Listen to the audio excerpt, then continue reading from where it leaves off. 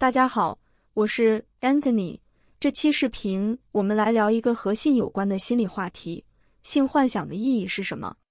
我想，这是一个相当私密，甚至是难以启齿的话题，因为比起其他种类的幻想，性幻想非常容易引起一个人的羞愧感，进而让人想要去压抑这种幻想，但往往越是去控制，就越是忍不住去幻想。所以，理解性幻想的意义，其实对于一个人的心理健康来说有着重要的价值。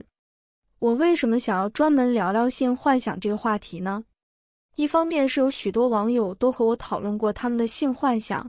这些幻想非常困扰他们。另一个原因是我之前读了一本英文书，它的名字叫 Arousal: The Secret Logic of Sexual Fantasies 兴奋，性幻想的隐秘逻辑，作者是 Baker 博士，也是一位心理医生。我最近又把这本书拿出来读了一下，觉得其中蕴含的很多观点非常的有价值，所以这期视频我主要就是介绍一下这本书的内容，谈一谈性幻想的意义。首先，为什么性幻想容易让人感到羞愧？一个重要的原因在于，性幻想往往与我们的社交形象和人格面具有着极大的差异。我们会在头脑中想象他人知道我们性幻想的场景，也很容易以道德和社会评价的眼光来审视这些幻想，这都会引起羞愧感。作者首先举了这样一个案例，一个女来访者 Jane 告诉作者自己的 rape fantasy， 也就是强奸幻想。她在和自己丈夫做爱时，经常幻想自己被一个陌生的、粗鲁的男性所支配。这个陌生的男人并不在乎 Jane 的感受。当她这样幻想时，她很容易和丈夫进入兴奋状态。然而 Jane 在现实中是一个坚强自信的女人，她非常厌恶这样粗暴的男人，也厌恶那种被支配和控制的关系，这让 Jane 感到非常困惑和羞愧。因为这样的性幻想很可能招来各种各样的负面解读，例如一些男性可能会将他的性幻想和现实混为一谈，认为他在现实中也喜欢这样被支配的关系。一些心理治疗师可能会认为，这是因为 Jane 在儿童时期遭受过虐待，她在通过性幻想来模仿和重复早期的关系。而一些女权主义者可能会认为 Jane 的性幻想是父权制下性别刻板印象的产物。然而，上述解读都是不够深刻的，他们都没有从当事人的那些隐藏在潜意识中的深层需要出发，而很大程度上将幻想本身看作是古怪的、变态的和反社会的。但作者认为，驱动性幻想的本质上并非某种变态的欲望，而是对快乐和安全感的追求，只是采取了一种复杂的方式而已。当我们将那些无意识中的冲突揭示出来并使之意识化，那么精神内耗的感觉就会得到缓解。例如 Jane 通过与男性的交往经验得出了这样一个结论：男性是软弱无力和敏感顺从的，而他总是显得很强势。他与敏感温柔的男性交往，但这些男性往往很容易感到受伤，这进一步巩固了 Jane 的内疚心理，这让他的性兴奋无法充分地释放出来。而他通过这种 rape fantasy 构建了一个不会感到内疚和受伤的、完全由情欲支配的强大的男性形象，而他则可以充分让自己感到兴奋，不用考虑和照顾对方的敏感。最后 Jane 发现自己的性幻想并不意味着他是一个受虐狂，也不意味着真的想在现实中被性侵犯，自己只是因为太强大而容易感到内疚和自我怀疑。当他领悟了这一点后，就理解了他的幻想只是为了否定那种内疚心理的手段，而之后她也逐渐发现了自己丈夫的坚强之处，与丈夫的性关系也变得更加和谐。另一个男性来访者 Matt 的性幻想是一个有着大乳房的女性，她喜欢不断地打色情电话来伴随自慰。Matt 是一个习惯性取悦别人的人，他的母亲是一个多病且非常焦虑的女人，在他的童年时期，母亲经常服用各种药物。Matt 是一个孤独的男孩，他不得不给母亲带药，照顾母亲，对母亲的情绪反应非常敏感，这使得他在和自己妻子的性关系中感到非常沉重。他对自己的任何需求都感到负疚感和有罪感。因此，在 Mad 的性幻想中，他总是想象一个大乳房的女人主动地哺育他，这让他感到非常兴奋。这个女性象征着一个不断给予而非索取的母亲形象，这可以缓解他的那种内疚感，即总担心自己没有充分地照顾好自己的母亲。与此同时， Mad 还有一种认识，就是女人总是抑郁的，所以她的兴奋感对女人来说是可怕的。而他通过创造了这样一个主动的、充满情欲的女性形象，来避免了自己的责任感和焦虑，使他的性快感可以从童年那种沉重压抑的氛围中涌现出来。通过 Jane 和 Matt 的故事，我们可以发现，人的性幻想往往是为了解决一些阻碍和抑制性兴奋的信念。作者将其称之为 pathogenic belief， 也就是病理性的信念。它包括了内疚感、分离焦虑、自卑、羞耻感、无助感等等。这些信念通常与人在儿童时期与父母的关系有关。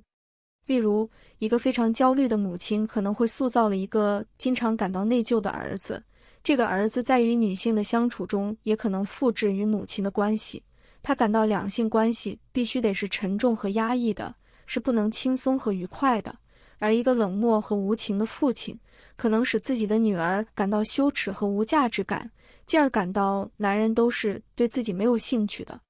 儿童有这样一种倾向，即当感到自己和父母之间的关系有任何裂痕或不完美的可能性时，儿童会倾向于维护父母的权威并美化父母，同时将责任归结为自己。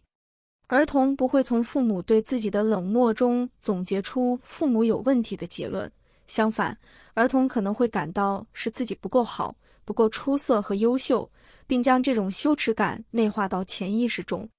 这些由创伤导致的病理性信念都会在未来成为产生性快感的障碍。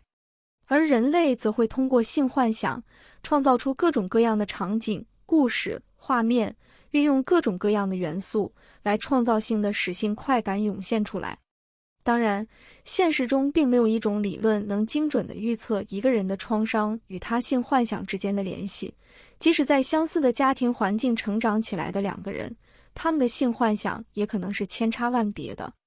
这是因为每个人的生活经历都有着无限丰富的细节，也必然是独特的。因此，我们只能从一个人在性幻想中赋予的各种要素的独特含义来理解他的精神冲突。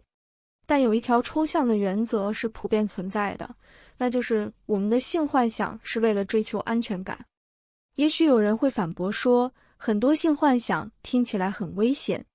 例如，有人喜欢在游戏中扮演受虐者的角色，有人喜欢被捆绑、被羞辱，似乎是刻意地使自己置于无助之中才感到兴奋。但是，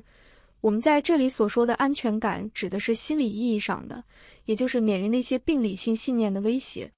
比如常见的受虐幻想所引起的无助感，它和真正的无助感有着本质的区别。